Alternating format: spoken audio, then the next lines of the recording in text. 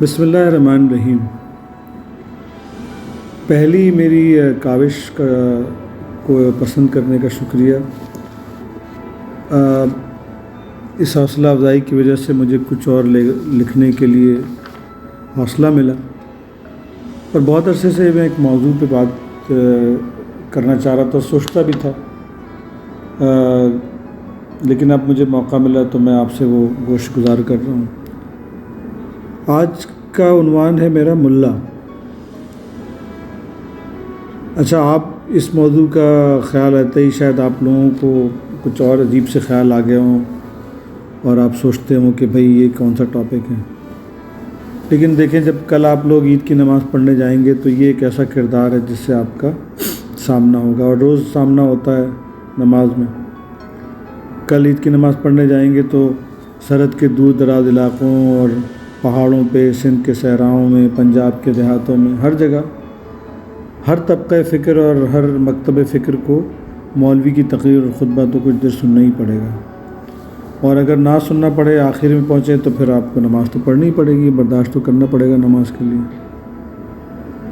یہ وہ ملا ہے جو رمضان بھر صدقے کے اور فطرے کی روٹی اور چندے کی بڑی لجاجت سے اپنے ممبر سے درخواست کرتا رہا تھا، اور جب بھی یہ جمعے میں یا کسی خطبے میں اس کی درخواست کرتا تو آپ سوچتے ہیں کہ بھئی یہ تو اتنی بڑی مسجد بنا لی ہے، کتنی بڑی بنائیں گے۔ کچھ لوگ شاید اپنے گناہوں کے کفارے کے لیے اپنی نیک کمائی کو کبھی کبھی وائٹ کرنے میں چندہ دے بھی دیتے ہیں،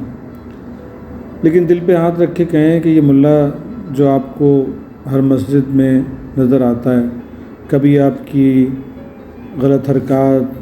یا محلے میں کوئی غیر اسلامی فعل کے بارے میں یا حرام مال کے بارے میں زیادہ تفصیل سے بیان کرنے لگے گا تو محلے کے لوگ یا نمازی کچھ دیر شرمندگی اور ناگواری سے سنتے ہوئے جلدی نماز ختم کر دیں گے اور کوشش کریں گے کہ نماز ختم ہو کے فوراً مسجد سے نکل جائیں۔ شاید آپ لوگ میں سے کچھ میری بات سے اختلاف کریں، کیونکہ یہ بھی آپ کہہ سکتے ہیں کہ مدرسوں کی کرپشن، طلبہ سے ناروا سلوک اور یہ ساری مثالیں ایسی ہیں جس سے آپ اس انسٹیٹیوشن کو اتنا کسی حد تک اہمیت دیتے ہیں، یعنی اپنے فرائض اور روزمرہ کی ضروریات کی حد تک۔ کئی ایسے ہیں جو ان کی بڑھتی ہوئی طاقت سے خوفزدہ اور نالہ ہیں، لیکن آپ سب کا اتفاق تو ہے کہ ملا نماز پڑھانے یا نکاح پڑھانے یا جنازہ پڑھانے کے لیے ضروری تو ہے۔ پچھلے 400-500 سال سے زیادہ برصغیر پاک و ہند میں ہم نے ملا کی اہمیت کو کہیں نہ کہیں اس سے اجاگر کرتے رہے، لیکن زیادہ تر ہم نے کوشش کی کہ اس کو مسجد اور حجرے تک محدود رکھیں، اور پھر ہم نے اپنے آہستہ آہستہ اپنے دینی فرائض کی ذمہ داری انہیں سونپ دی تاکہ جنت کا پرمٹ بھی اسی کے راستے مل جائے۔ ملا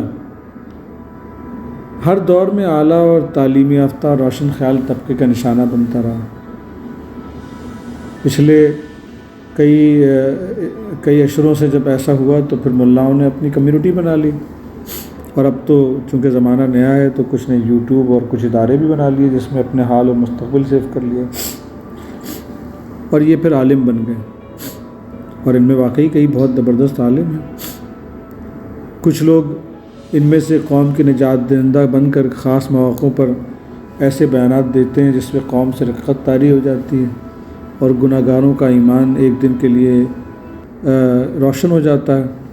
اور وہ اس مسیحا کے پیچھے اپنے ایمان کو روشن سمجھتے ہوئے توبہ کر کے پھر ایک نئے فعل میں مبتلا ہو جاتے ہیں۔ ان عالموں کے برعکس ملا بیچارہ وہیں کھڑا ہے۔ وہ آج بھی کسی دور افتادہ چھوٹی سی مسجد میں 5 وقت کی اذان دیتا ہے،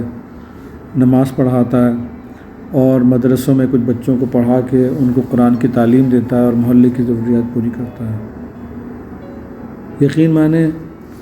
ان عالموں سے زیادہ ملا نے پچھلے 400-500 سال سے اسلام کو زندہ رکھا ہے۔ ہندوستان اور پاکستان میں جہاں پر ہم ایک انتہا پسند اکثریت کے گھیرے میں تھے اور جہالت کے طوفان کا شکار بھی تھے، شاید یہ ملا ہی تھا جس نے عالموں کے برعکس مسلمانوں کی شناخت کو کھونے نہیں دیا۔ اس نے اپنی کمیونٹی، اپنی کوئی ادارے اس طرح نہیں بنائے، لیکن اس نے باقی عالموں کے بنسبت شاید کوئی پرکس یا کچھ نئی فیسلٹیز نہیں بنائی ہوں گی، لیکن اس نے صحراؤں اور دیہاتوں اور پہاڑوں میں چھوٹی چھوٹی مسجدوں میں اور خانقاہوں میں اسلام کی نگہبانی کی ہے۔ اپنی طاقت سے ناشنا ہو کر معمولی صدقے اور چندوں کے پیسوں پر زندگی گزارتے ہوئے یہ ملا کروڑوں مسلمانوں کی شناخت برقرار رکھنے کا ذریعہ ہیں۔ یہ لوگ شاید کوئی اپنا برانڈ نہیں نکال سکتے، ان کو کوئی اسپانسر بھی نہیں ملتا، نہ کسی بڑی سیاسی پارٹی میں ان کا کوئی نمائندہ ہے۔ یہ وہ لوگ ہیں جو 5 وقت نماز پڑھاتے ہیں، اذان دیتے ہیں اور کوشش کرتے ہیں کہ اسلام کی شناخت